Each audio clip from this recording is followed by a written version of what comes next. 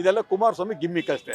ಒಂದು ಕಾಲದಲ್ಲಿ ಯಡಿಯೂರಪ್ಪ ಕುಮಾರಸ್ವಾಮಿ ಎಣ್ಣೆ ಸಿಗಕ್ಕಾಯಿ ರಾಧಿಕಾನ ಮದುವೆ ಮಾಡ್ಕೊಂಡಾಗ ಕುಮಾರಸ್ವಾಮಿ ಒಬ್ಬರು ಫಾರಿನ್ಗೆ ಹೋಗ್ತಾರೆ ಅಂತ ಹೇಳ್ಬಿಟ್ಟು ಏರ್ಪೋರ್ಟ್ಗೆ ಒಬ್ಬ ಪೊಲೀಸ್ನವ್ರನ್ನ ಕಳಿಸಿ ಎಲ್ಲಿ ಕೂತಿದ್ದಾರೆ ಅಂತ ಫೋಟೋ ತೆಗೆಸ್ಕೊಟ್ಟಿದ್ದಾರೆ. ಮುಖ್ಯಮಂತ್ರಿ ಅವನು ಸ್ವಂತಕ್ಕೆ ಅವನು ಓಡಾಡ್ತಾ ಅವನು ಹೋಗ್ಲಿ 14 ಸೆಟ್ ಬಿಟ್ಟಿದ್ರು ಆಗೋದು. ಈಗ ಬಿಡ್ತೀನಿ ಅವಾಗಲೇ ಇನ್ನು ಬೇಡ ಬಿಡ್ರಿ ಅಂತ ಹೇಳಿದ್ರೆ ಮುಗಿದೋಗ್ತಾ ಇತ್ತು, ಅಲ್ಲಿಗೆ ಮುಗಿದೋಗ್ತಾ ಇತ್ತು. ಇಷ್ಟಾದ ರಾದ್ದಾಂತ ಮಾಡಬೇಕಿತ್ತೆ.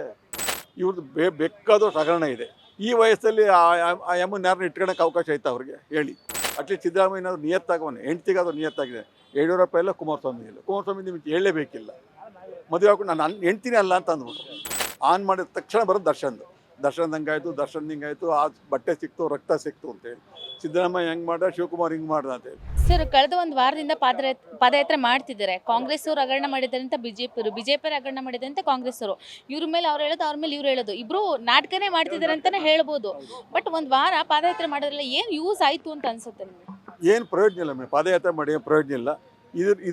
ಇದಕ್ಕೋಸ್ಕರ ಅಧಿಕಾರಕ್ಕೋಸ್ಕರ ಪಾದಯಾತ್ರೆ ಮಾಡೋದು ಬಿಟ್ಬಿಟ್ಟು ಸಫರಿಂಗ್ ಆಗ್ತಾ ಇಲ್ಲ ಜನಗಳಿಗೆ.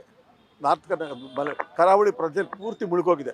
ಅದಕ್ಕೆ ಪಾದಯಾತ್ರೆ ಮಾಡಿ ಫಂಡ್ ಎತ್ತಿ ಅವ್ರಿಗೆ ಸಹಾಯ ಮಾಡಿದರೆ ಸಂತೋಷ ಅನ್ಬೋದು. ಇದೆಲ್ಲ ಕುಮಾರಸ್ವಾಮಿ ಗಿಮ್ಮಿಕ್ ಅಷ್ಟೇ.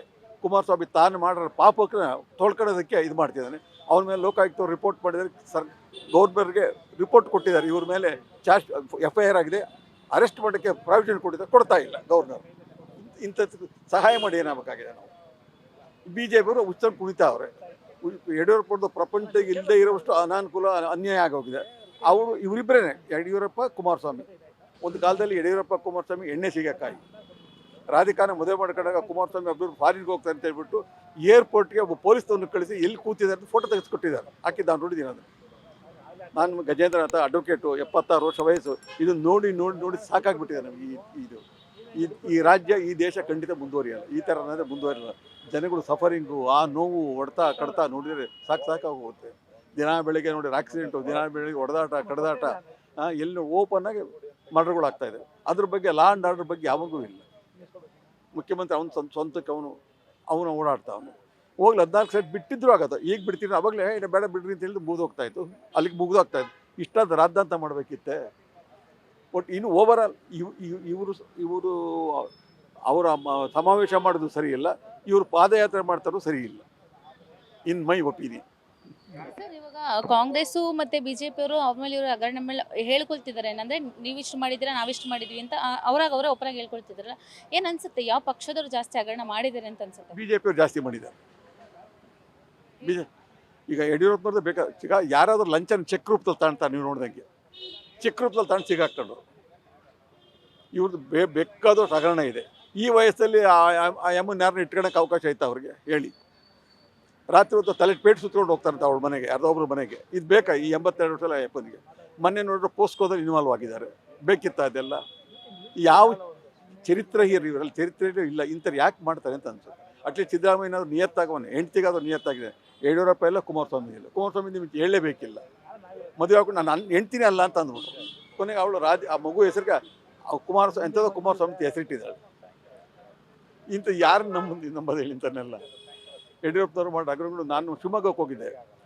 ಯಾವುದೋ ಒಂದು ರೋಡಲ್ಲಿ ಅವ್ರು ಶಿವಮೊಗ್ಗ ಅವ್ರು ನೋಡಿ ಸರ್, ಈ ಸೈಡೆಲ್ಲ ಪೂರ್ತಿ ಯಡಿಯೂರಪ್ಪನವ್ರ ಪ್ರಾಪರ್ಟಿ, ಈ ಸೈಡೆಲ್ಲ ಇವ್ರದ್ದು ಅದು ಇನ್ನೊಬ್ರು ಇದ್ದಾರೆ ಈಶ್ವರಪ್ಪ ಪ್ರಾಪರ್ಟಿ. ನಮ್ಮ ಹತ್ರ ಇಲ್ಲಿ ಆಗ್ತಾ ಇಲ್ಲ ಸರ್ ಅಂತ. ಏನು ಬಿಲ್ಡಿಂಗ್ ಕಟ್ಟಿಬಿಟ್ಟಿದ್ದಾರೆ. ಇವರು ಹೆಂಡತಿ ಹೆಸರಲ್ಲಿ ಹಾಸ್ಟೆಲ್ ಅಂತೆ, ಕಾಲೇಜ್ ಅಂತ ಏನೇನೋ ಮಾಡಿದ್ದಾರೆ ಅವ್ರು ಮೊದಲನೇ ಹೆಂಡತಿ ಹೆಸರಲ್ಲಿ. ಇದೆಲ್ಲ ನೋಡ್ಕೊಂಬಂದು ನೋಡಿದರೆ ಇಂಥ ಅಯೋಗ್ಯ ನನ್ನ ಮಕ್ಕಳಲ್ಲಿ ನಾವು ಸಿಗಾಕೊಂಡು ಒದ್ದಾಡ್ತಿದ್ವಲ್ಲ ಅಂತ. ಹುಟ್ಟಿದ್ರೆ ಬಾಳಿದ್ರೆ ದೇವರಾಜ್ ಅವ್ರಸಂಗೆ ಇರಬೇಕು. ಇವರೆಲ್ಲ ನಾಲಾಯಕ್ ಮೇಡಮ್, 100% ನಾಲಾಯಕ್. ಸಿದ್ದರಾಮಯ್ಯ ಏನೋ ಸ್ವಲ್ಪ ಮುಂದೆ ಬರ್ತಿದ್ದ, ಅವನು ಈಗ ಹಗರಣಗಳು ನೋಡಿದರೆ ಅವನು ಇದೇ ಜ್ಞಾನಿಗೆ.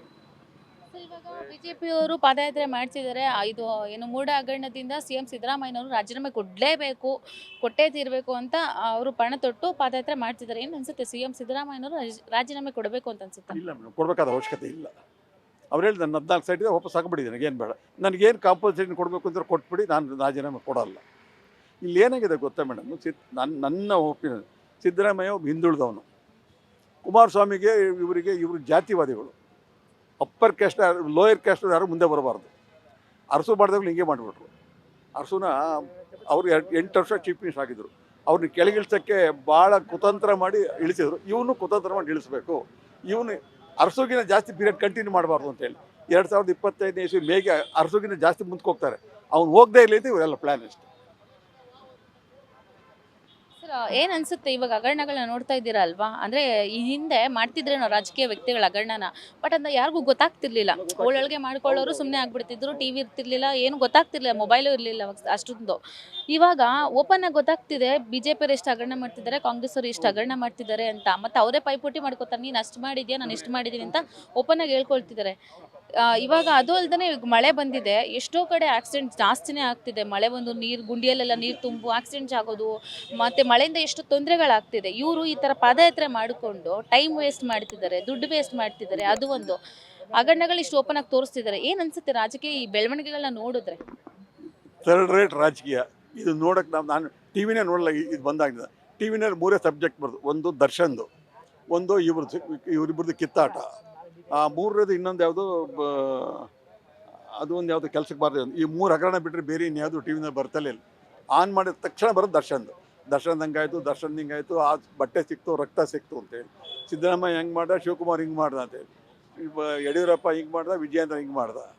ಇನ್ನೊಂದು ಯಾವುದೋ ಒಂದು ಸಬ್ಜೆಕ್ಟ್ ಬಿಟ್ಟರೆ, ಈ 3 ಸಬ್ಜೆಕ್ಟ್ ಬಿಟ್ಟರೆ ಟಿ ವಿನಲ್ಲಿ ಯಾರು ಯಾವ ಚಾನಲ್ಲು ಮಾಡ್ತಾ ಇಲ್ಲ. ನಾವು ಇಲ್ಲಿಂದ ಹೋಗಿ ಇಂಡಿಯಾದವರು ಬೇರೆ ದೇಶಗಳಲ್ಲಿ ಪ್ರಧಾನಮಂತ್ರಿಗಳಿಗೂ ಎಲ್ಲ ಆಗ್ಬೋದು, ಫಾರಿನವರು ಬಂದು ಇಲ್ಲಿಗೆ ಬಿಟ್ರೆ ಇವನು ಹಿಂದೂ ಅಲ್ಲ ನಾನು ಹಿಂದೂ ಅಂತೇಳಿ ಇದೊಂದು ಇಶ್ಯೂ ಮಾಡಿಬಿಟ್ಟು ಹಿಂದೂ ನಾನು ಹಿಂದೂ ಅಂತ ಮಾಡಿಬಿಟ್ಟು ದೇಶದ ಸುಟ್ಟು ಹಾಳಾಗಿ ಹೋಗ್ತಾ ಇದೆ. ಇನ್ ಮೈ ಒಪಿನಿಯನ್ ನೋಡಿ, ಬಾಂಗ್ಲಾದೇಶ ಏನಾಯಿತು, ಐ ಎಮ್ ಪ್ರೋ ಮಾಡ್ಕೊಬಿಟ್ಟು ಈಗ ದೇಶ ಬಿಟ್ಟು ಹೊಡೋಗ್ಬಿಟ್ರು. ಎಷ್ಟಿದೆ ಎಂತೆಂಥ ಕಂಟ್ರಿಲಿದೆ ಹಿಂಗಾಗ್ತದೆ, ಏನೋ ಮಾಡ್ತಿದ್ದಾರೆ. Speed plus Karnataka.